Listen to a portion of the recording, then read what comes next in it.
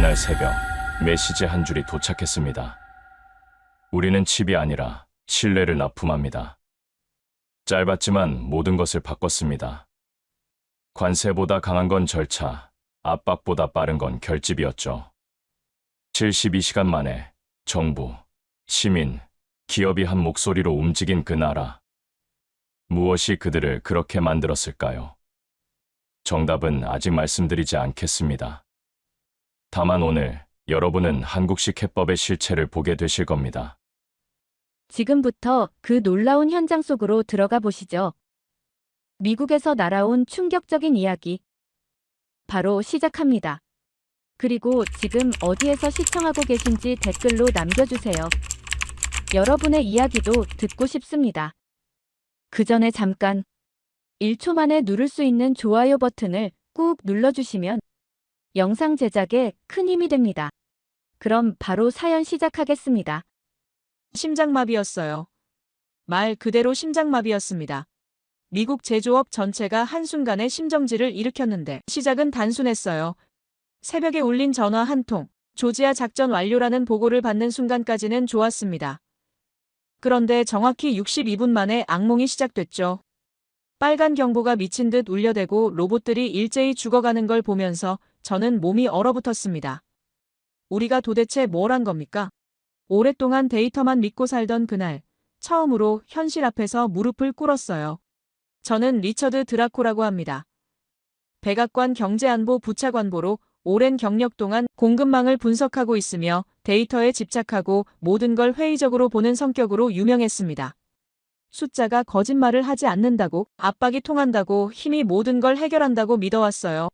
하지만 2025년 9월 초에 조지아에서 벌어진 그 사건이 제 모든 신념을 박살냈습니다. 그날 새벽 4시 13분이었어요. 조지아주 애틀랜타 공단에서 한국 핵심 기술자 수백 명을 동시에 구금했다는 보고가 들어왔는데 솔직히 말하면 만족했습니다. 드디어 코를 납작하게 만들어주겠군이라고 생각했어요. 하지만 그 자신감이 얼마나 어리석었는지 금세 깨닫게 됐습니다. 정확히 62분 후에 컴퓨터 화면이 빨갛게 변했죠. 생산관리 대시보드에서 경보음이 미친 듯이 울려댔는데 처음엔 시스템 오류라고 생각했습니다. 그런데 현장 책임자가 떨리는 목소리로 전화를 걸어왔어요. 부차관보님, 엔진 제어권이 통째로 비었습니다. 그 말을 듣는 순간 등골이 서늘해졌는데 뭐라고 하셨습니까? 다시 물어봤지만 대답은 같았어요. 로봇팔 수천 대가 일제히 멈춰섰습니다. 품질관리 서버가 응답을 멈췄고 컨베이어 벨트가 죽은 듯 조용해졌어요. 비상복구 시스템도 작동하지 않았습니다. 오랜 경력 동안 공급망을 분석해오면서 이런 상황은 처음이었는데 아니 상상조차 해본 적이 없었어요. 한국 기술자들을 구금한 게 이렇게 직접적인 타격을 줄 거라고는 생각도 못했습니다. 현장에서 들려오는 소리가 지금도 생생해요. 라인이 완전히 죽었습니다.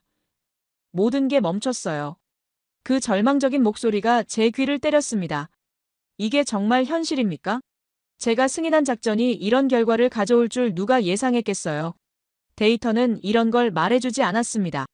아니 제가 제대로 보지 못했던 것일 수도 있어요. 백악관과 상무부에서 비상 소집이 떨어졌습니다. 부랴부랴 상황실로 달려갔는데 그곳 분위기는 장례식장 같았어요. 모든 사람들의 얼굴이 창백했습니다. 그리고 제 책상에는 자초한 충격으로 시작하는 보고서가 놓여 있었는데 첫 줄을 읽는 순간 온몸에 소름이 돋았죠. 공급망 단일 실패점이 우리 발밑에 존재합니다. 그 문장이 모든 걸 설명해줬어요. 우리가 압박한다고 생각했던 상대방이 실은 우리 경제의 심장이었다는 걸 말입니다. 얼마나 어리석었는지 깨닫는 데는 오래 걸리지 않았어요. 데이터는 거짓말을 하지 않는다고 했는데 정작 저는 가장 중요한 데이터를 놓치고 있었습니다. 현장 지표들이 폭포수처럼 떨어지기 시작했어요. 신규 실업자가 급증하고 상권 공실률이 치솟았습니다. 물류 회차율은 붕괴됐고 공장 가동률은 바닥을 쳤어요. 이 모든 게 겨우 72시간 만에 벌어진 일이었습니다. 놀라운 속도였는데, 아니 충격적인 속도였다고 해야 맞겠어요. 주지사들이 연방정부에 항해 전화를 걸어오기 시작했습니다. 정치가 일자리를 죽이고 있다는 게 공통된 메시지였어요. 노조와 상공회의소도 마찬가지였습니다. 표가 떨어질 수밖에 없는 상황이었는데 선거를 앞둔 정치인들에게는 치명적인 타격이었어요. 경제가 무너지면 표도 무너지는 게 당연합니다. 하지만 정말 놀라운 건 한국의 반응이었어요. 72시간 만에 정부와 기업과 시민이 하나로 움직이기 시작했습니다. 투자, 재검토와 법리 검토가 동시에 진행됐고 소셜 네트워크에서는 여론이 빠르게 결집됐어요. 이들은 굴복이라는 프레임을 거부하고 절연될 신뢰라는 새로운 프레임을 만들어냈습니다. 이게 바로 국가적 대응이구나 싶었어요. 제가 정말 놓친 건 이거였습니다. 우리가 상대한 건 단순한 기업이 아니라 하나의 생태계였어요.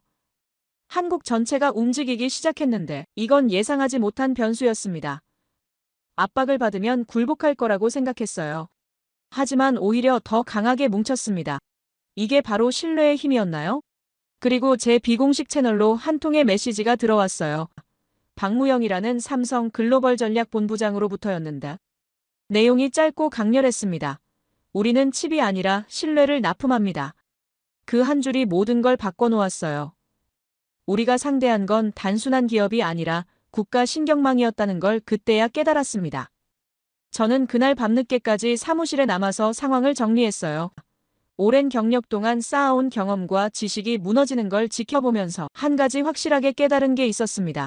힘으로는 신뢰를 살 수 없다는 것. 압박은 일시적이지만 신뢰는 시스템을 움직이는 진짜 통화라는 것이었어요. 우리는 힘을 사용했고 시장은 신뢰로 응답했습니다.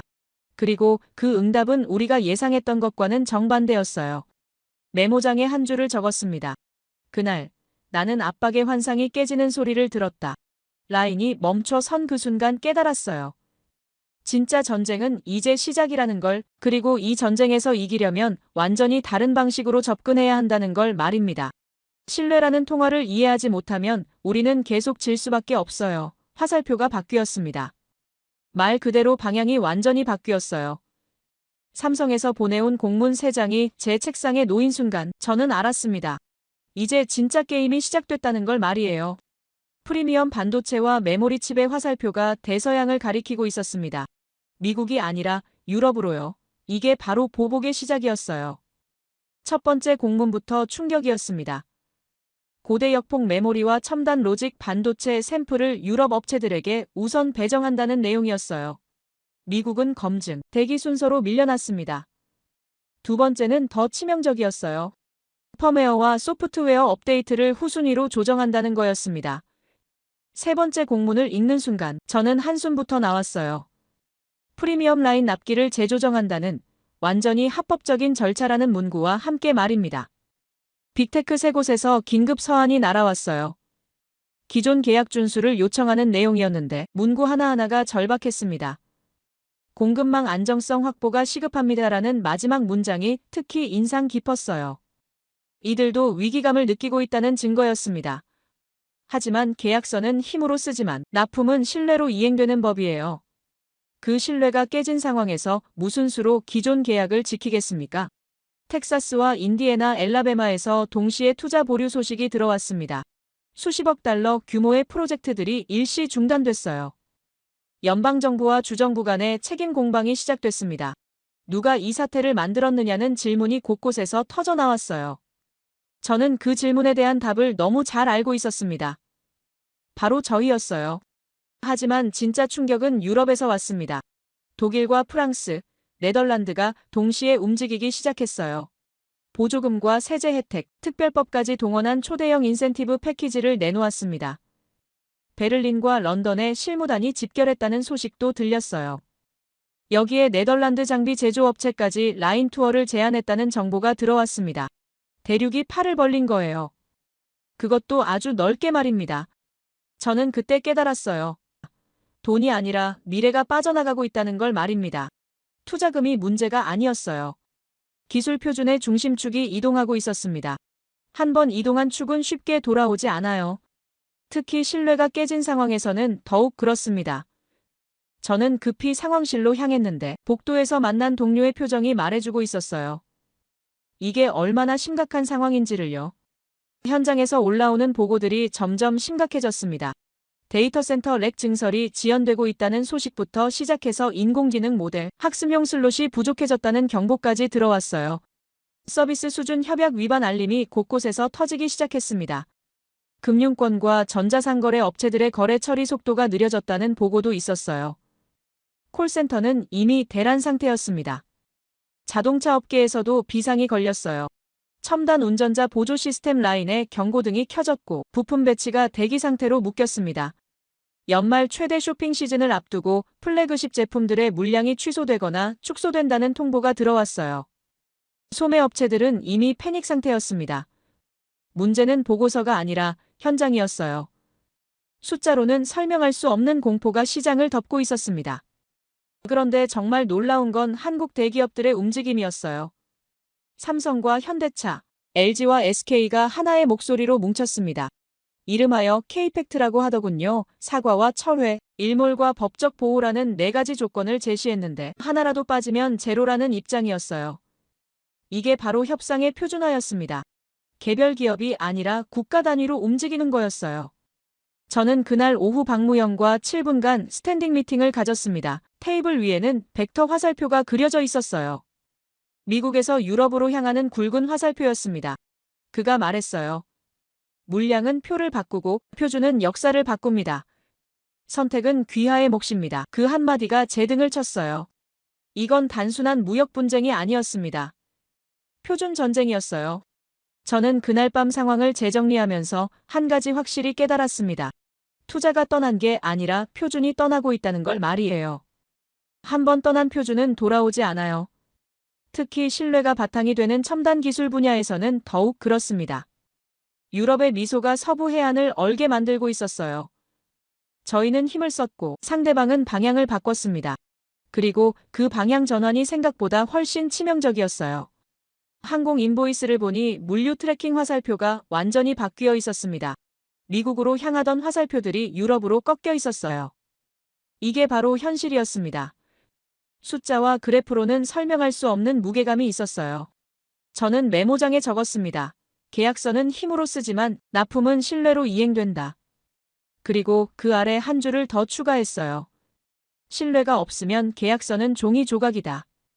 다음 날 아침 출근길에 라디오에서 들은 소식이 결정타였습니다. 네덜란드 장비 제조업체와 삼성이 차세대 장비 협력을 논의한다는 보도였어요. 표준축이 대서양을 건너 재배치되고 있다는 신호였습니다. 저는 그 순간 알았어요. 저희가 선택할 수 있는 시간이 얼마 남지 않았다는 걸 말입니다. 사과 없는 유예는 제로라는 박무영의 말이 계속 머릿속을 맴돌았어요. 제국이 보였습니다. 말 그대로 제국의 청사진이 펼쳐진 거예요. 레인보우 로보틱스에서 온 보고서를 펼쳐보는 순간 저는 소름이 돋았어요. 이게 단순한 로봇 회사가 아니라는 걸 그때 깨달았습니다. 협동 로봇과 휴머노이드, 이원 트랙으로 나뉜 전략 브리핑을 보면서 한 가지 확실해졌어요. 한국이 미래 문명의 운영체제를 설계하고 있다는 사실 말입니다. 이건 기업 전략이 아니라 국가 차원의 미래 설계였어요. 생산 라인에 이미 투입된 로봇 시리즈들의 성과표를 보고 저는 경악했어요. 픽앤플레이스 정확도가 99.9%를 넘어서고 있었습니다. 비전 검사 속도는 기존 대비 30% 향상됐고요. 이게 바로 베스트 프랙티스라는 거였습니다. 하지만 진짜 충격은 그 다음이었어요. 가정용부터 산업용, 물류용까지 모든 로봇이 하나의 운영체제로 연결된다는 청사진을 본 순간 말입니다. 한국이 만든 건 개별 제품이 아니라 생태계 전체였어요. 볼리라는 가정용 로봇과 산업용 로봇, 물류 자동화 차량이 단일 운영체제와 개발 도구, 무선 업데이트로 묶인다는 설계도였어요. 이건 상상을 초월하는 생태계였습니다. 반도체와 배터리, 센서와 모터, 디스플레이까지 모든 핵심 부품이 수직 계열로 결합되어 운영체제 아래 통합되는 구조였어요. 저는 그 순간 깨달았습니다. 두뇌와 심장, 눈과 팔을 한 회사가 만든다는 게 무슨 의미인지를요.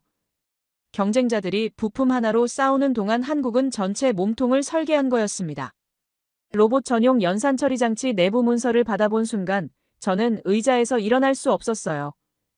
실시간 제어와 공간 인식, 비전 가속 처리 능력이 지연 허용치 군수급 수준이라고 적혀 있었습니다. 스마트폰 연산칩의 한계를 운영체제와 전용 연산장치로 극복한다는 각주를 보면서 저는 한숨이 나왔어요. 이게 바로 차세대 표준이구나 싶었습니다. 지연 허용치가 군수 레벨이라는 건 말 그대로 전쟁터에서도 쓸 수 있다는 의미였어요. 민수와 군수의 경계를 무너뜨린 기술력이었습니다. 하지만 진짜 게임 체인저는 독일에서 온 보고서였습니다. BMW와 지멘스 생산 라인에 한국산 로봇이 투입된 결과였는데 정밀도는 올라가고 속도도 향상됐다는 내용이었어요. 특히 독일 측에서 나온 멘트가 인상적이었습니다. 자국산 대비 특정 공정에서 25% 단축 효과를 확인했다. 독일이 인정한 거예요. 그 완벽주의로 유명한 독일 제조업이 한국 기술의 우수성을 공식 확인한 겁니다. 이게 얼마나 대단한 일인지 아세요? 품질의 본고장에서 한국 기술에 감탄하고 있는 거예요. 저는 그때 메모장에 한 줄을 적었어요. 스마트폰의 안드로이드가 그랬듯 로봇의 시대엔 삼성 운영체제가 제국을 쓴다. 이게 바로 패러다임의 전환이었습니다. 하드웨어가 운영체제에 무릎을 꿇는 시대가 온 거예요. 부품은 거래되지만 생태계는 선택받는 법입니다. 그리고 한국이 바로 그 선택받을 생태계를 완성하고 있었어요. 세계가 한국의 표준을 따라올 수밖에 없는 구조를 만들어낸 거였습니다. 스택 다이어그램을 보면서 저는 정말 놀랐습니다. 반도체부터 시작해서 배터리, 센서와 모터, 디스플레이, 그리고 맨 위에 운영체제와 클라우드까지 모든 층위가 한국 기술로 채워져 있었어요. 이건 단순한 수직 통합이 아니었습니다. 문명의 인프라를 통째로 설계한 거였어요. 서구 기업들이 개별 부품으로 경쟁하는 동안 한국은 전체 시스템의 설계자가 되어 있었습니다. 건축가와 벽돌공의 차이라고 할까요? 한국은 건축가였어요. 로봇라인 타임랩스 영상을 보면서 저는 감탄했어요. 픽앤플레이스 동작이 얼마나 정교한지, 비전 검사가 얼마나 빠른지 한눈에 알 수 있었습니다. 하지만 더 놀라운 건 이 모든 동작이 하나의 운영체제로 조율된다는 사실이었어요. 공장 전체가 하나의 거대한 컴퓨터처럼 작동하는 거였습니다. 이게 바로 미래 제조업의 모습이구나 싶었어요. 한국이 그 미래를 현실로 만들고 있었습니다. 내부 연산 처리 장치 슬라이드에는 지연 시간 그래프와 공간 인식 경로 히트맵이 있었는데 보는 순간 저는 이해했습니다. 이게 왜 게임 체인저인지를요. 밀리초 단위의 반응 속도와 3차원 공간을 실시간으로 인식하는 능력. 이건 기존 스마트폰용 칩으로는 불가능한 영역이었어요. 한국이 새로운 카테고리를 창조한 겁니다. 아니, 새로운 문명의 기준을 제시한 거였어요. 독일 파일럿 리포트 2페이지 요약 카드를 보면서 저는 확신했습니다. 정밀도와 속도, 불량률 모든 지표에서 한국 로봇이 독일 기준을 뛰어넘었어요. 이게 얼마나 대단한 일인지 아시겠습니까? 품질로 유명한 독일 제조업체들이 한국 기술에 감탄하고 있는 거예요. 국산 대비 우수하다는 평가가 독일에서 나왔다는 건 정말 놀라운 일입니다. 장인 정신의 본고장에서 한국 기술력을 인정받은 거예요. 저는 그날 오후 내내 생각했어요. 한국이 어떻게 이런 생태계를 구축할 수 있었을까 하고 말입니다. 반도체 기술력을 바탕으로 배터리와 센서, 모터 기술을 결합했고 여기에 디스플레이 기술까지 더해서 완전한 로봇 플랫폼을 만들어낸 거였어요. 개별 기업이 아니라 국가 차원의 기술 생태계가 만들어낸 결과물이었습니다. 한국 특유의 빨리빨리 정신과 완벽주의가 결합된 작품이었어요. 운영체제를 가진 자가 표준을 쓰고 표준이 지도를 그린다는 걸 저는 그때 완전히 이해했어요. 한국이 공개한 건 제품이 아니라 문명의 설계도였습니다. 로봇 시대의 새로운 문명 말이에요. 스마트폰 전투가 앱스토어에서 났다면 로봇 전투는 운영체제에서 날 겁니다. 그리고 그 전투에서 한국이 이미 몇 발 앞서 나가고 있었어요. 아니, 이미 게임의 룰 자체를 만들어버린 거였습니다. 저는 메모장 마지막 줄에 적었습니다. 운영체제는 제국이고 표준은 지도이며 신뢰는 통하다. 한국이 이 세 가지를 모두 갖추고 있다는 게 정말 놀라웠어요. 기술이 외교를 이기는 장면을 저는 처음으로 목격했습니다. 표준은 공짜가 아니에요. 신뢰로 사는 거죠. 그리고 한국이 바로 그 신뢰를 기술력으로 증명하고 있었습니다. 세계가 한국의 기준에 맞춰야 하는 시대가 온 거였어요. 과거가 되살아났습니다. 그것도 가장 추악한 모습으로 말이에요. 러트닉이 발표한 패키지를 듣는 순간 저는 온몸이 오싹해졌어요. 25% 관세와 지분, 강제 취득, 항만 통관 지연 카드를 동시에 거론하면서 그가 한 말이 정말 충격적이었습니다. 일본도 무릎 꿇었다. 그 한마디가 모든 걸 설명해줬어요. 저희가 1980년대 일본을 굴복시킨 방식을 그대로 재현하려 한다는 걸 말입니다. 하지만 이건 완전히 다른 상대였어요. 1980년대 일본 상황을 떠올려 보세요. 당시 일본은 반도체와 자동차에서만 강했을 뿐 전체 기술 생태계를 갖추지 못했습니다. 미국이 압박하자 결국 항복할 수밖에 없었어요. 하지만 지금의 한국은 어떻습니까? 반도체부터 배터리, 디스플레이, 조선, 자동차, 심지어 로봇과 인공지능까지 모든 분야에서 세계 최고 수준의 기술력을 갖추고 있습니다. 일본과는 차원이 다른 상대를 건드린 거예요. 저는 그 차이를 이해하지 못하는 러트닉의 무지함에 분노가 치밀었습니다. 민수용 반도체까지 국민 겸용 프레임을 적용하려는 시도를 보면서 저는 정말 어이가 없었어요. 스마트폰과 가전제품에 들어가는 칩까지 이중 용도로 규정하겠다는 거였습니다. 이게 얼마나 말도 안 되는 조치인지 아시겠어요? 소비자들한테 총부리를 돌린 격이었습니다. 1980년대 일본은 특정 산업에만 집중했지만 지금 한국은 일상생활 전체에 스며든 기술 강국이에요. 이런 무차별 압박이 통할 리 없었습니다. 국내에서 터져나온 반발이 얼마나 강력했는지 보면 저희가 얼마나 잘못된 길을 가고 있었는지 알 수 있어요. 주지사들과 노조, 의회에서 동시에 혼선이 일어났습니다. 정치가 일자리를 죽이고 있다는 메시지가 전국에서 터져나왔어요. 빅테크와 월가에서도 공개 서한을 보내며 정책 재고를 촉구했습니다. 표가 떨어질 수밖에 없는 상황이었어요. 1980년대 일본 압박 때와는 완전히 다른 반응이었습니다. 그때는 미국 내부가 단결했는데 지금은 분열되고 있었거든요. 하지만 정말 놀라운 건 유럽의 움직임이었어요. 외교장관들이 공동성명을 발표했는데 내용이 정말 인상적이었습니다. 삼성은 인류의 자산이다. 일방적 제재에 반대한다. 이게 바로 한국의 위상을 보여주는 대목이었어요. 1980년대 일본을 압박할 때 유럽이 이런 반응을 보였습니까? 전혀 그렇지 않았어요. 오히려 미국 편을 들었습니다. 하지만 지금은 완전히 달랐어요. 독일과 영국, 프랑스 실무팀이 삼성 유치 조건을 구체화하기 시작했다는 소식까지 들렸습니다. 저는 그날 밤 사무실에서 상황을 정리하면서 한 가지 확실히 깨달았어요. 저희가 과거로 후진하고 있다는 사실 말입니다. 1980년대 방식으로 2025년 문제를 해결하려는 시도였어요. 일본은 당시 단일 산업 강국이었지만 한국은 지금 종합기술 강국입니다. 반도체 하나만 잘하는 게 아니라 모든 첨단 기술 분야에서 세계를 선도하고 있어요. 이런 나라를 1980년대 방식으로 압박한다는 발상 자체가 시대착 오적이었습니다. 동맹의 겨눈칼은 제 손을 벤다는 걸 저희는 뼈저리게 깨닫고 있었어요. 일본 압박은 성공했지만 한국 압박은 완전히 다른 결과를 가져왔습니다. 당시 일본은 고립됐지만 지금 한국은 전 세계의 지지를 받고 있어요. 기술력의 차이였습니다. 일본은 특정 분야만 강했지만 한국은 전 분야에서 필수 불가결한 존재가 되어 있었거든요. 저희가 건드린 건 적이 아니라 글로벌 공급망의 심장이었어요. 메모장에 첫 단어를 썼습니다. 사과, 이게 바로 답이었어요. 힘의 언어는 질서 붕괴를 부르지만 사과는 인프라 복구를 이끈다는 결론에 도달했습니다.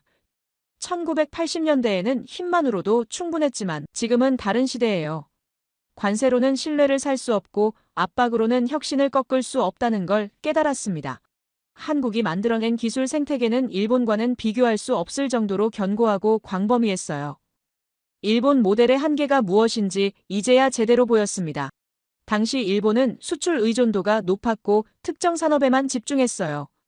하지만 한국은 내수와 수출의 균형을 이루고 있고 전 산업에 걸친 기술 혁신을 주도하고 있습니다.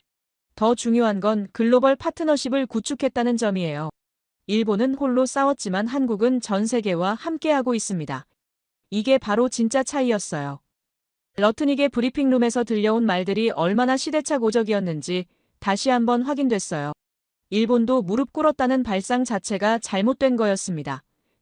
지금의 한국은 1980년대 일본과는 완전히 다른 존재예요. 기술력도 다르고 국제적 위상도 다르고 대응 능력도 다릅니다.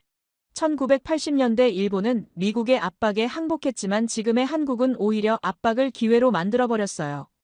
한국의 대응 방식을 보면서 저는 정말 감탄했습니다. 굴복하는 대신 유럽과의 협력을 강화했고 위축되는 대신 기술 혁신을 가속화했어요. 압박을 받으면서도 오히려 더 강해지는 모습을 보였습니다. 이게 바로 일본과의 차이점이었어요. 일본은 압박에 굴복했지만 한국은 압박을 성장 동력으로 바꿔버렸습니다. 1980년대 모델이 통하지 않는 이유였어요. 제가 내린 최종 결론은 명확했습니다. 사과 한 줄이 라인을 다시 돌린다는 것. 힘은 소음을 내지만 신뢰는 전력을 공급한다는 것이었어요. 1980년대 일본식 접근법은 2025년에는 통하지 않습니다. 한국은 일본보다 훨씬 강력하고 스마트한 상대였거든요. 저희가 해야 할 일은 압박이 아니라 협력이었어요. 과거의 성공 경험에 매달려서는 안 되는 거였습니다. 숨이 막혔습니다. 말 그대로 목이 조여오는 느낌이었어요. 삼성에서 보내온 공문 3장을 펼쳐보는 순간 저는 알았습니다. 이게 바로 합법적 질식이구나 하고 말이에요. 첫 번째 공문부터 충격이었어요. 고대역폭 메모리와 서버용 메모리 검증 기간을 하루에서 한 달로 연장한다는 내용이었습니다. 두 번째는 더 치명적이었어요. 펌웨어와 소프트웨어 무선 업데이트를 후순위로 조정한다는 거였습니다. 세 번째를 읽는 순간 저는 정말 소름이 돋았어요. 프리미엄 라인 납기 재조정이라는 완전히 합법적인 절차라는 문구와 함께 말입니다. 법은 칼보다 오래 베인다는 걸 그때 처음 깨달았어요. 물리적 압박은 즉시 저항을 불러오지만 합법적 절차는 소리 없이 숨통을 조여옵니다. 검증 기간 연장이라는 한 줄이 얼마나 무서운 무기인지 상상도 못했어요. 하루면 끝날 일을 한 달로 늘리는 것. 이게 바로 시간을 무기로 사용하는 방법이었습니다. 한국이 보여준 건 폭력이 아니라 절차의 힘이었어요. 합법은 소리 없이 숨을 조인다는 말이 정말 맞았습니다. 인공지능과 클라우드 분야에서 연쇄 장애가 시작됐어요. 신규 렉 증설이 지연되면서 모델 학습용 슬롯이 부족해졌습니다. 서비스 수준 협약 위반 경보가 곳곳에서 터져나왔어요. 금융권과 전자상거래 업체들의 거래 처리 속도가 현저히 느려졌다는 보고가 들어왔습니다. 콜센터는 이미 대란 상태였어요. 고객들의 불만이 폭주하고 있었습니다. 업데이트 한 줄에 산업이 멈춘다는 게 이런 의미였구나 싶었어요. 데이터 센터 현장을 직접 확인해 보니 정말 참혹했습니다. 대기 라벨이 붙은 렉들이 즐비했어요. 설치는 끝났지만 핵심 부품을 기다리고 있는 상태였습니다. 기술자들의 표정이 말해주고 있었어요. 이 상황이 얼마나 답답한지를요. 한국 기업들이 보여준 건 단순한 공급 중단이 아니었어요. 정교하게 계산된 압박이었습니다. 완전히 멈추지도 않으면서 완전히 돌아가지도 않게 만드는 기술. 이게 바로 프로의 대응이었어요. 자동차 업계와 소매업계에서 동시에 비상이 걸렸습니다. 첨단 운전자 보조 시스템 라인에 적색 경보 등이 켜졌어요. 부품 배치가 대기 상태로 묶이면서 생산 일정이 전면 재검토에 들어갔습니다. 연말 최대 쇼핑 시즌인 블랙 프라이데이를 앞두고 플래그십 제품 물량이 취소되거나 축소된다는 통보가 들어왔어요. 유통업체 담당자의 메신저 캡처를 보니 행사 내린다는 절망적인 메시지가 있었습니다. 현장은 보고서를 기다려주지 않는다는 걸 뼈저리게 느꼈어요. 하지만 진짜 충격은 K-팩트 결성 소식이었습니다. 삼성과 현대차, LG와 SK가 완전히 하나의 목소리로 뭉쳤어요. 사과와 철회, 일몰과 법적 보호라는 4가지 조건을 제시했는데 하나라도 빠지면 제로라는 입장이었습니다. 이게 얼마나 놀라운 일인지 아시겠어요? 평소에는 치열하게 경쟁하던 대기업들이 하나의 문서로 협상을 표준화한 거였습니다. 개별 기업 차원을 넘어서 국가 차원의 대응이었어요. K-팩트 표지를 보면서 저는 정말 감탄했습니다. 4가지 조건이 명확하게 하이라이트 되어 있었어요. 사과 없는 유예는 받아들이지 않겠다는 의지가 분명했습니다. 이게 바로 한국식 협상의 특징이었어요. 감정에 흔들리지 않고 냉정하게 조건을 제시하는 것, 그리고 그 조건을 모든 기업이 공유하는 것 말입니다. 분열을 노렸던 저희 전략이 완전히 무너진 순간이었어요. 납기 관리 시스템을 보니 붉은 셀들이 폭포수처럼 쏟아지고 있었습니다. 오류 알림이 미친 듯이 터져나왔어요. 하지만 이상한 건 시스템 자체는 정상 작동하고 있다는 점이었습니다. 고장난 게 아니라 의도적으로 속도를 조절하고 있는 거였어요. 이게 바로 한국 기업들의 정교함이었습니다. 완전히 차단하지도 않으면서 완전히 허용하지도 않는 절묘한 줄타기, 합법적 테두리 안에서 최대한의 압박을 가하는 기술이었어요. 조립 라인 현장에서 들려오는 소식들이 점점 심각해졌어요. 적색 경보등이 켜진 채로 며칠째 꺼지지 않고 있었습니다. 전자 제어 장치 생산 라인의 화면에는 HOLD라는 글자가 떠 있었어요. 기다린다는 뜻이었습니다. 부품을 기다리고 승인을 기다리고 업데이트를 기다리는 상황이었어요. 이게 바로 시간을 무기로 사용하는 방법이었습니다. 한국이 보여준 건 폭력이 아니라 인내심의 한계를 시험하는 것이었어요. 저는 그때 깨달았습니다. 정책이 아니라 납기가 저희를 무너뜨리고 있다는 걸 말이에요. 아무리 강력한 제재를 가해도 상대방이 합법적 절차로 대응하면 속수무책이라는 걸 배웠어요. 검증이 길어질수록 신뢰의 납기는 더욱 무거워졌습니다. 한국 기업들이 보여준 건 단순한 보복이 아니라 시스템적 대응이었어요. 개별 기업이 아니라 생태계 전체가 움직이는 모습이었습니다. 국내 지표들을 다시 계산해보니 숫자가 항복을 말하고 있었어요. 국내 총생산 전망치가 하향 조정됐고 고용 지표도 악화되고 있었습니다.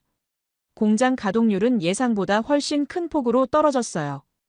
리스크 보고서를 작성하면서 저는 한 가지 확실히 알았습니다. 이건 더 이상 지속 가능하지 않다는 걸 말이에요.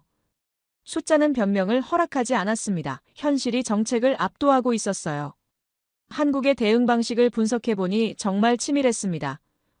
완전한 차단이 아니라 선택적 지연을 통해 압박의 강도를 조절하고 있었어요. 이게 바로 프로의 대응이었습니다. 상대방이 적응할 틈을 주지 않으면서도 완전한 결별로 가지 않는 절묘한 균형 감각이었어요.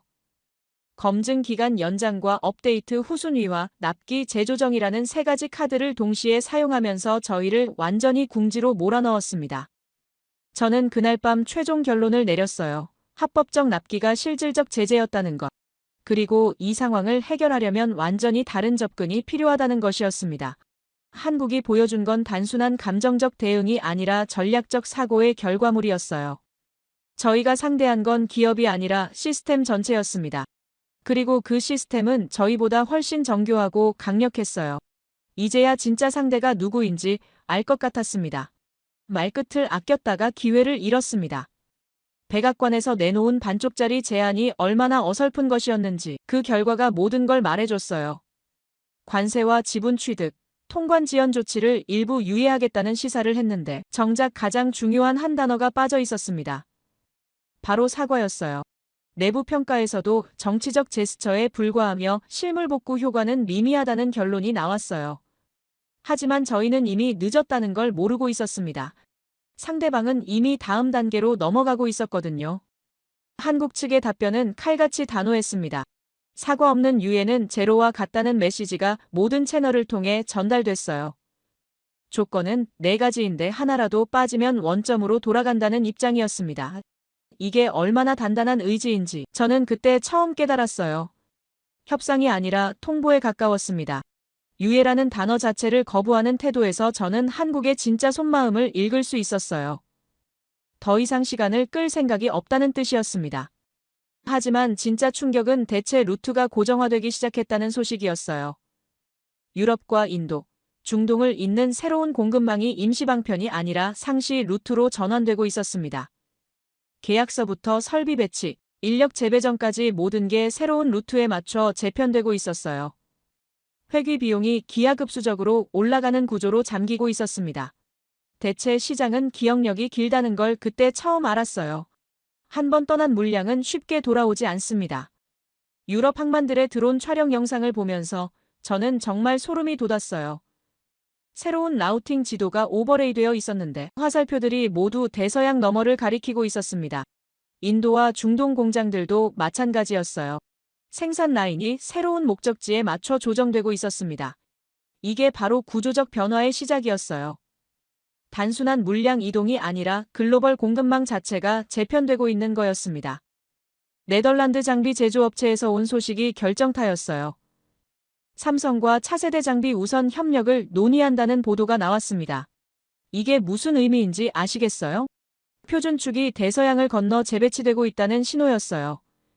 장비 협력이라는 건 단순한 거래가 아닙니다. 기술 표준을 함께 만들어간다는 뜻이거든요. 한번 형성된 기술 표준은 수십 년간 유지됩니다. 저희가 놓친 건 단순한 물량이 아니라 미래의 주도권이었어요. 유럽 주요국 장비 제조업체 두세 곳이 공동선언 초안을 준비하고 있다는 정보도 들어왔습니다.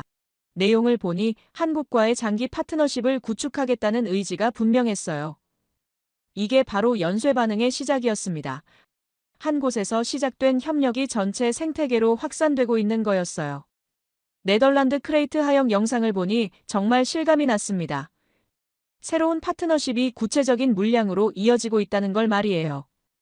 저는 그날 오후 상황실에서 긴급 회의를 했어요. 참석자들의 표정이 말해주고 있었습니다. 이 상황이 얼마나 심각한지를요. 대체 루트 고정화가 의미하는 바를 모두가 이해하고 있었어요. 임시 우회로가 아니라 새로운 메인 루트가 되어버린 거였습니다. 물류 전문가는 이렇게 말했어요. 일단 새로운 루트가 안정화되면 돌아올 이유가 없어집니다. 비용과 리스크를 고려했을 때 기존 루트로 복귀할 동기가 사라진다는 뜻이었어요. 한국 측에서 보내온 유예 제한 거부 공문을 보면서 저는 한숨이 나왔습니다. 문서 한 켠에 빈칸이 있었는데 바로 사과 조항이 들어갈 자리였어요. 그 빈칸이 모든 걸 설명해 줬습니다.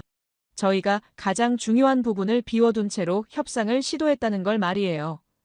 한국 측 회신은 더욱 단문이었습니다. 유예는 제로와 동일하다. 이보다 명확할 수 있을까요? 더 이상 중간지대는 없다는 메시지였어요. 대체 시장 고정화 속도가 예상보다 훨씬 빨랐습니다. 유럽과 인도, 중동 공급망이 삼각구조로 연결되면서 미국을 거치지 않는 완전한 루트가 형성되고 있었어요. 이게 바로 구조적 배제의 시작이었습니다. 저희가 스스로를 글로벌 공급망에서 고립시킨 거였어요. 한국은 새로운 파트너들과 더 가까워지고 있었고 저희는 점점 멀어지고 있었습니다. 제가 작성한 최종 보고서 제목은 명확했어요. 사과 아니면 고립, 선택지는 이 둘뿐이었습니다. 결론 부분에 이렇게 적었어요. 사과는 정치적 행위가 아니라 인프라 복구 절차다. 이게 바로 핵심이었습니다. 정치적 자존심을 지키려다가 경제적 기반을 잃을 수는 없었어요. 사과라는 한 단어가 멈춰선 라인을 다시 돌릴 수 있는 유일한 열쇠였습니다. 보고서 마지막 페이지에 저는 이렇게 적었어요. 대체 시장은 돌아오지 않는다. 한번 새로운 파트너십을 맺은 시장들이 다시 예전 관계로 돌아갈 이유가 없다는 뜻이었습니다. 특히 신뢰가 깨진 상황에서는 더욱 그렇죠. 유럽 시장이 한국과 손을 잡은 이상 저희가 끼어들 여지는 점점 줄어들고 있었어요. 시간이 지날수록 회복 불가능한 지경으로 빠져들고 있었습니다. 네덜란드 장비업체와의 기술 협력 소식을 듣고 저는 확신했어요. 이건 단순한 거래가 아니라 장기 전략적 파트너십의 시작이라는 걸 말이에요. 기술 표준을 함께 만든다는 건 운명 공동체가 된다는 뜻입니다. 한번 형성된 기술적 유대는 쉽게 끊어지지 않아요. 저희는 단순히 주문을 잃은 게 아니라 미래 기술 발전 과정에서 배제되고 있는 거였습니다. 한국의 전략이 얼마나 치밀했는지 그때서야 완전히 이해했어요. 단순한 보복이 아니라 구조적 재편을 통해 협상력을 극대화한 거였습니다. 대체 루트를 구축하면서 동시에 그 루트를 고정화시키는 이중 전략이었어요. 저희가 양보할 때까지 기다리는 게 아니라 아예 새로운 게임판을 만들어버린 겁니다. 이제 저희가 원래 자리로 돌아가려면 훨씬 더 큰 대가를 치러야 했어요. 최종 보고서를 제출하면서 저는 한 가지 확신했습니다. 사과 외에는 답이 없다는 건 말이에요. 유예나 타협으로는 이미 늦었어요. 대체 시장이 고정화되기 전에 근본적인 해결책을 찾아야 했습니다. 보고서 표지에 제 서명과 타임스탬프를 찍으면서 이런 생각이 들었어요. 이게 바로 마지막 기회일지도 모른다고 말이에요. 한국은 이미 다음 단계로 넘어가고 있었고 저희만 과거에 머물러 있었습니다. 용기가 필요했습니다. 잘못을 인정하는데도 말이에요. 브리핑룸에서 들려온 발표 내용은 조심스러웠지만 메시지는 분명했어요. 최근 조치가 현장에 과도한 부담을 줬습니다. 정책 전면 재검토에 착수하겠습니다. 그 한마디가 나오기까지 얼마나 많은 내부 논쟁이 있었는지 저는 너무 잘 알고 있었어요. 하지만 현실이 정치를 이겼습니다. 숫자가 자존심을 굴복시켰어요. 저희는 마침내 잘못을 인지하기 시작했습니다. 강경 패키지 전체가 효력 정지됐어요. 관세와 지분 강제 취득, 통관 지연 조치까지 모든 게 원점 재평가 대상이 됐습니다. 이게 얼마나 큰 결단이었는지 아시겠어요? 며칠 전까지만 해도 절대 양보할 수 없다던 조치들을 하루아침에 뒤집은 거였어요. 정치적으로는 굴욕일 수 있지만 경제적으로는 필수였습니다. 멈추는데도 용기가 필요했다는 걸 그때 깨달았어요. 항만 통관 정상화 공지가 가장 먼저 나왔습니다. 지연되던 화물들이 즉시 처리 대상이 됐어요. 기술 인력에 대한 신속 심사 트랙도 신설됐습니다. 이전까지 한 달씩 걸리던 승인 절차가 일주일로 단축됐어요. 현장에서는 안도의 한숨이 터져나왔습니다. 재무부와 산무부 합동 태스크포스가 구성됐는데 슬로건이 인상적이었어요. 공급망 안정이 최우선. 이보다 명확할 수 있을까요? 하지만 진짜 핵심은 신뢰 프로토콜 논의였습니다. 앞으로는 임의적인 조치를 제한하겠다는 거였어요. 사전 고지와 협의 의무를 법제화하고 모든 조치에 일몰성 규정을 도입한다는 초안이 나왔습니다. 분쟁이 발생할 경우 중립적인 검증 절차를 거치도록 하는 제안도 포함됐어요. 이게 바로 규칙 기반 질서의 복원이었습니다. 힘이 아니라 절차로 문제를 해결하겠다는 의지의 표현이었어요. 신속 심사 트랙 안내 메일이 각 기업에 발송됐는데 내용을 보니 정말 구체적이었어요. 기존 한 달 검토 기간이 일주일로 단축되고 온라인 실시간 진행 상황 확인이 가능해졌습니다. 담당자 직통 연락처까지 제공됐어요. 이런 세부 사항들이 신뢰 회복의 첫걸음이었습니다. 말로만 개선하겠다는 게 아니라 구체적인 절차 변화를 보여준 거였어요. 브리핑룸 뒤에서 저는 메모장에 한 줄을 적었습니다. 사과라는 단어 없이도 잘못을 인정하는 용기가 라인을 다시 돈다. 때로는 직접적인 사과보다 행동으로 보여주는 게 더 효과적일 수 있어요. 전면 재검토라는 조치 자체가 이미 잘못을 인정하는 것이었습니다. 정치적 수사보다 실질적 변화가 더 중요했어요. 한국 측의 반응이 흥미로웠습니다. 즉각적인 환영 대신 신중한 관찰 자세를 보였어요. 혼선 최소화를 위해 일부 라인 가동률 조정을 검토하겠다는 메시지가 왔습니다. 완전한 정상화가 아니라 단계적 접근을 시사한 거였어요. 이게 바로 프로의 대응이었습니다. 성급하게 모든 걸 원상복구하지 않고 상황을 지켜보겠다는 뜻이었어요. 하지만 대규모 증설 계획은 여전히 유럽과 한국 중심으로 유지된다는 소식도 들렸어요. 이게 현실이었습니다. 당장의 공급은 재개할 수 있지만 장기 투자 계획은 쉽게 바뀌지 않는다는 거였어요. 신뢰가 완전히 회복되려면 더 많은 시간과 노력이 필요했습니다. 재가동은 선의의 표시지만 증설은 전략적 판단이라는 걸 깨달았어요. 항만 관제 화면에서 CLEAR 신호가 켜지기 시작했어요. 지연되던 컨테이너들이 하나씩 처리되고 있었습니다. 현장 직원들의 표정이 달라지는 게 보였어요. 몇 주 만에 처음으로 웃는 얼굴을 봤습니다. 하지만 모든 게 예전으로 돌아간 건 아니었어요. 새로운 절차들이 도입되면서 검토 과정이 더 투명해졌습니다. 이전보다 까다로워진 면도 있었어요. 신뢰 프로토콜 초안을 보면서 저는 감탄했습니다. 화이트보드에 적힌 4가지 원칙이 인상적이었어요. 사전고지, 중립검증, 일몰조항 협의 의무, 이 4가지가 앞으로 모든 조치의 기준이 될 거였습니다. 임의적 판단을 최소화하고 예측 가능성을 높이겠다는 의지였어요. 이게 바로 제도적 접근법이었습니다. 한국 기업들의 내부 공지를 보니 어조가 매우 신중했어요. 가동률 조정 검토라는 표현에서 조심스러움이 느껴졌습니다. 완전한 신뢰 회복까지는 시간이 더 필요하다는 메시지였어요. 하지만 긍정적인 신호이기도 했습니다. 대화의 문이 다시 열렸다는 뜻이었거든요. 전면 차단이 아니라 단계적 정상화 가능성을 보여준 거였어요. 생산 라인에서 들려오는 소식들이 조금씩 밝아지기 시작했어요. 일부 라인에서 경고등이 꺼지고 대기 상태가 해제됐습니다. 완전한 정상화는 아니지만 숨통이 트이는 느낌이었어요. 현장 관리자들이 드디어 일이 돌아가기 시작한다고 말하는 걸 들었습니다. 몇 주 만에 처음 듣는 희망적인 소리였어요.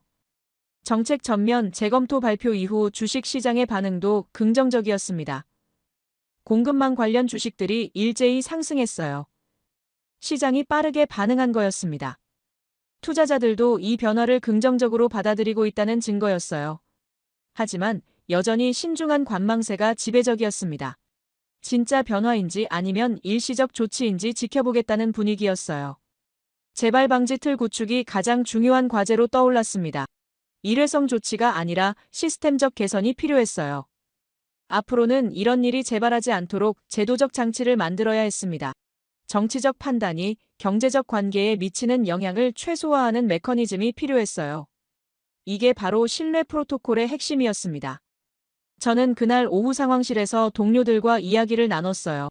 모두들 안도하면서도 조심스러워했습니다.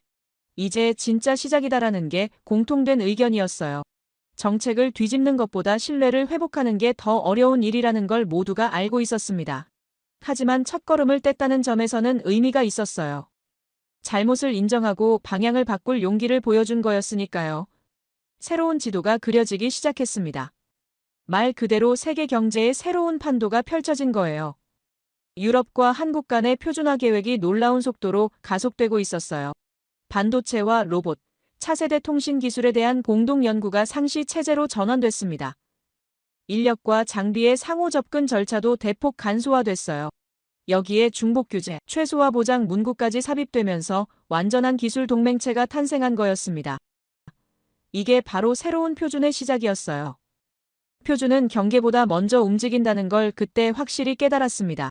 독일과 프랑스, 네덜란드가 한국과 손을 잡으면서 기술 개발의 중심축이 완전히 이동했어요. 연구 개발비 공동 부담부터 시작해서 특허 공유, 인재 교류까지 모든 분야에서 협력이 심화되고 있었습니다. 이건 단순한 무역 관계가 아니라 운명 공동체의 탄생이었어요. 한번 형성된 기술적 유대는 수십 년간 지속되는 법입니다. 아시아 지역의 변화는 더욱 극적이었어요. 싱가포르와 대만, 일본을 잇는 공급망 벨트가 완전히 고정화됐습니다. 임시 우회로가 아니라 새로운 메인 루트가 된 거였어요. 계약 관계부터 설비 배치, 인력 재배정까지 모든 게 새로운 루트에 최적화됐습니다. 회귀 비용이 천문학적으로 올라간 상황에서 예전 관계로 돌아갈 동기는 사라졌어요. 지도에 새로운 벨트가 새겨진 거였습니다. 하지만 진짜 게임 체인저는 로봇 운영체제 연합의 출범이었습니다. 가정용부터 산업용, 물류용, 의료용까지 모든 분야의 개발 도구가 통합됐어요. 업데이트 주기도 통일되면서 하나의 거대한 생태계가 완성됐습니다. 표준 채택 업체들이 기하급수적으로 늘어나면서 생태계가 자체적인 중력을 갖기 시작했어요. 이제는 억지로 끌어당기지 않아도 저절로 확장되는 구조가 된 거였습니다. 생태계는 스스로를 당긴다는 말이 무슨 뜻인지 그때 완전히 이해했어요. 한 회사가 로봇 운영체제를 채택하면 협력업체들도 자연스럽게 따라오게 됩니다. 호환성과 효율성 때문이에요. 네트워크 효과가 극대화되면서 선택의 여지가 사라지는 거였습니다. 표준을 가진 자가 지도를 그리고 신뢰가 그 지도를 고정시킨다는 걸 목격했어요.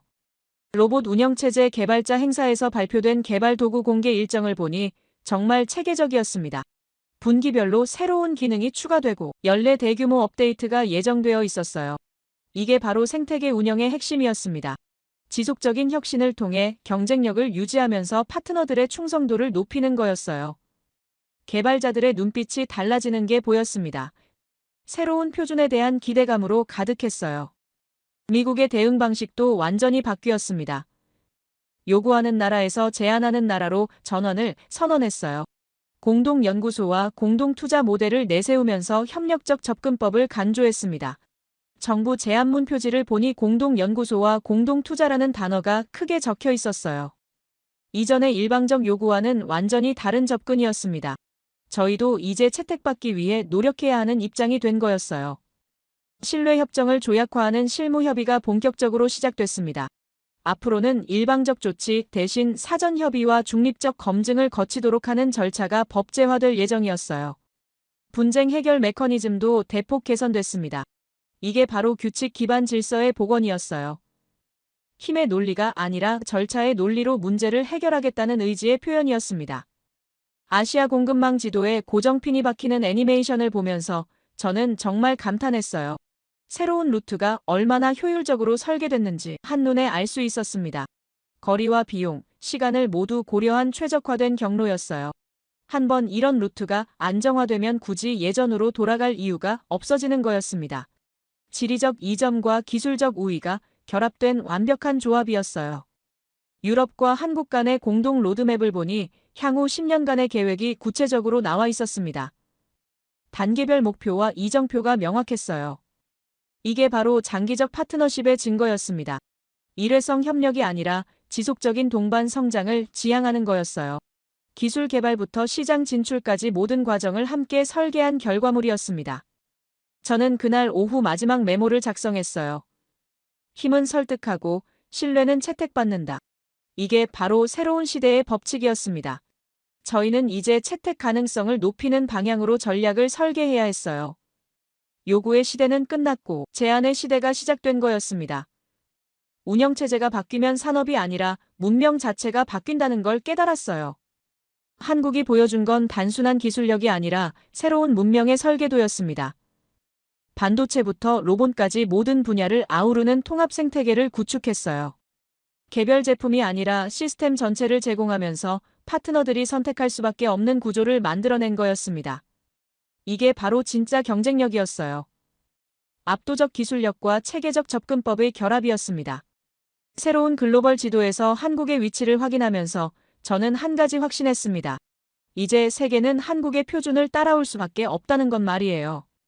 기술 표준을 가진 자가 미래를 설계하고 신뢰를 얻은 자가 그 미래를 현실로 만든다는 걸 목격했습니다. 저희는 늦었지만 올바른 방향으로 전환을 시작했어요. 앞으로는 요구가 아니라 채택받을 수 있는 가치를 제공해야 합니다. 마지막으로 제 노트에 한 줄을 더 추가했습니다. 채택받는 나라가 되자. 이게 바로 저희의 새로운 목표였어요. 힘으로 밀어붙이는 대신 가치로 인정받는 나라가 되어야 했습니다. 한국이 보여준 길을 따라 저희도 신뢰받는 파트너가 될 수 있기를 바랍니다. 경쟁이 아니라 협력으로, 요구가 아니라 제안으로 새로운 관계를 만들어가면 좋겠습니다. 제 이야기를 끝까지 들어주셔서 감사합니다. 모두 안녕히 계세요. 오늘의 사연 어떻게 들으셨나요? 총성도 없이 판이 뒤집히는 장면이었죠. 고작 공문 몇 장, 검증 연장 업데이트 후순 위납기 재조정 같은 절차가 힘보다 더 깊게 배인다는 걸 봤습니다. 우리는 칩이 아니라 신뢰를 납품합니다라는 한 줄이 왜 그렇게 무거웠는지도요.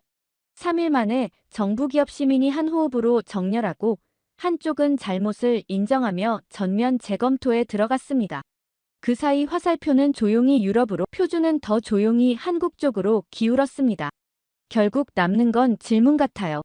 신뢰 프로토콜이 진짜로 작동하면 라인은 완전히 다시 돌까요? 아니면 새로 열린 벨트가 영영 고정될까요? 절차로 이기는 방식이 일상의 상식이 될까요? 아니면 또 다른 힘의 언어가 고개를 들까요? 다음 장을 여는 건 어쩌면 우리 선택일지도 모르겠습니다. 여러분의 생각을 아래 댓글에 남겨주세요.